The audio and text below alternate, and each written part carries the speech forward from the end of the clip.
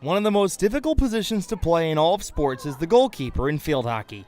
To play the position well, one has to have great vision in order to see attacks come and be able to set the defense.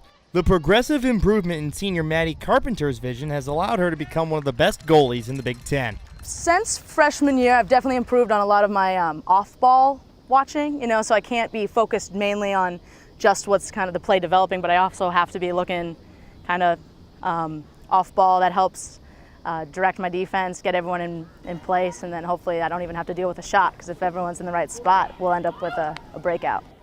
Vision is key in order to sense where shots come from, but in order to stop shots, one has to have a great range of motion and quick reflexes. Carpenter has both and emphasizes how they impact her play. I'm always on my toes, so you have to react as fast as you can, go to where you think the ball's going to be. You want to try and catch it in front rather than behind, because your balance is going to be off. The saves are going to go up, and it's probably going to be another corner if you hit someone.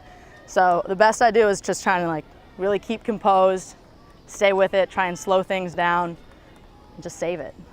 Head coach Tracy Fuchs understands the complex nature that goes into playing the goalie position and gives Carpenter a lot of credit for being able to make such a difficult task look so easy. Her technical skills and her ability to see everything, including out of her peripheral where she knows where opponents are, and she's able to intercept the ball or make the save. But as you can see, there's a lot of people in that circle, so she does an amazing job of just finding the ball, looking through people, moving our players out of the way with her communication.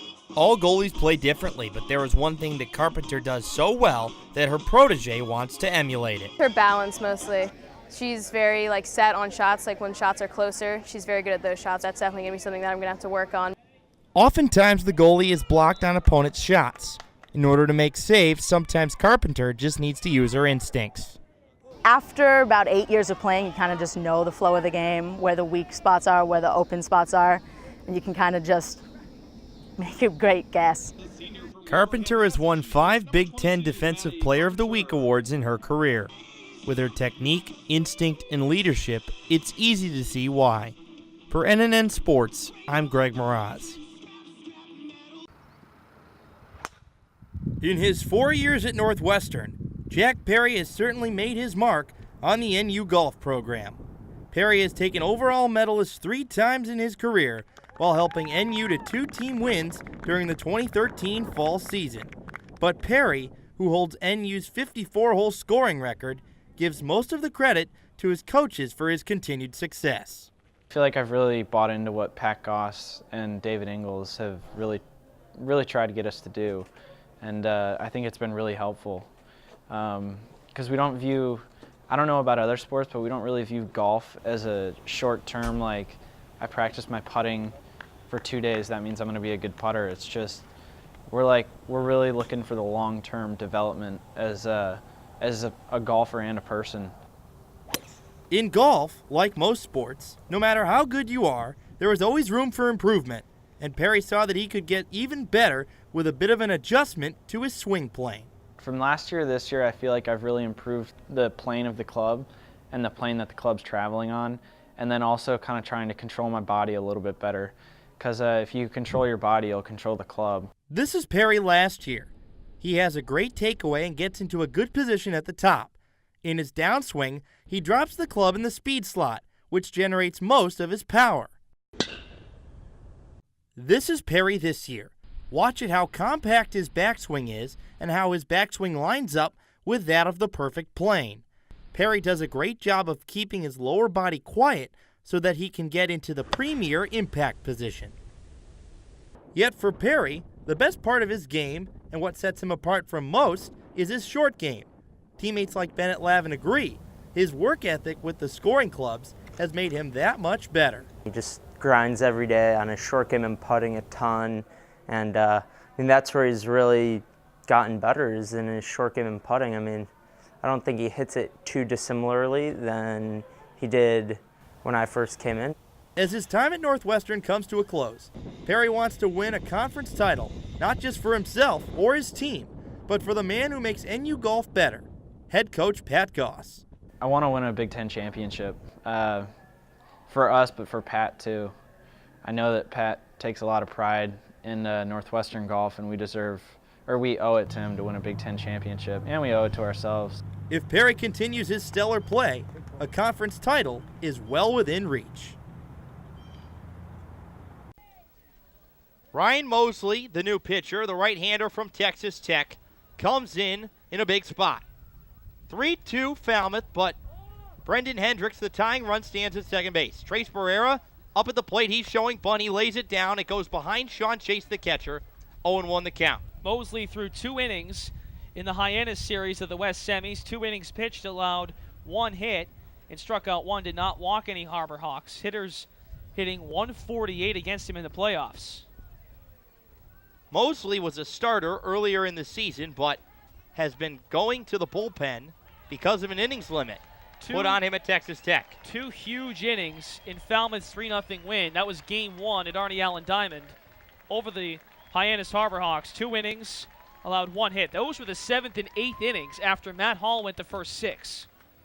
So Mosley knows how to pitch in big situations.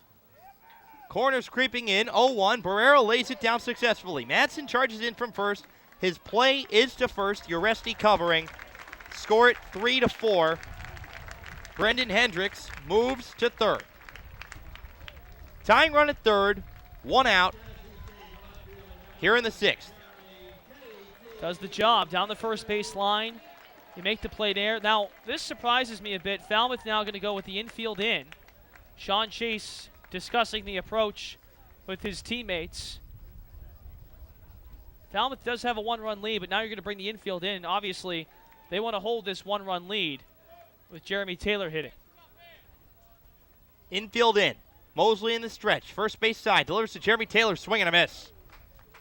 Fastball sweeps to the low inside corner on the left-handed hitting Taylor. 0-1. Taylor on the day. A sac bunt back in the 4th. That moved Trace Barrera, who walked, up to second. He also grounded out into a 6-4 fielder's choice to end the 1st. Mosley sets, delivers the 0-1. Taylor lays down a bunt. Chase has it, but fakes Hendricks back to third. Taylor never made contact with the baseball.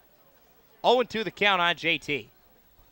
Doesn't surprise us that Mike Roberts trying to play some small ball even with the runners just 90 feet away. Not a full squeeze, but a safety squeeze attempt by Taylor. And now he has to swing away with 0-2. Mosley sets, looks to Hendricks at third. 0-2 pitch. Taylor hits it up the middle, gets to Uresti. Uresti falls down, goes to home, play at the plate in time. Matt Uresti fell down, going to his right, throws on the run, and forces out Brendan Hendricks at home. 2 gone. The throw is also key on that play, Greg, by Uresti. That throw to home plate is in the pathway between the third base line and the plate itself. Allows Sean Chase to just slap the tag right on the back of Hendricks. A big play by Uresti. That's a playoff championship type play that we'll reflect on if Falmouth does indeed win this game. Jeff Trundy rolls the dice, brings the infield in, and it pays off. Here's Jordan Ebert, runner at first, Jeremy Taylor. First pitch fastball, misses low and away for ball 1. Ebert on the ball game, a ground out and a fly out in the 2nd and 4th, respectively. A big momentum shift. And Matt Uresti, he won game 1 for the Commodores. He may have just won game 2. Although much baseball left to be played. 1-0, Ebert hits on the ground. Hale ranges to his left, picks it up, throws to first in time to force out Jordan Ebert. A play at the plate after a leadoff double forces out the tying run.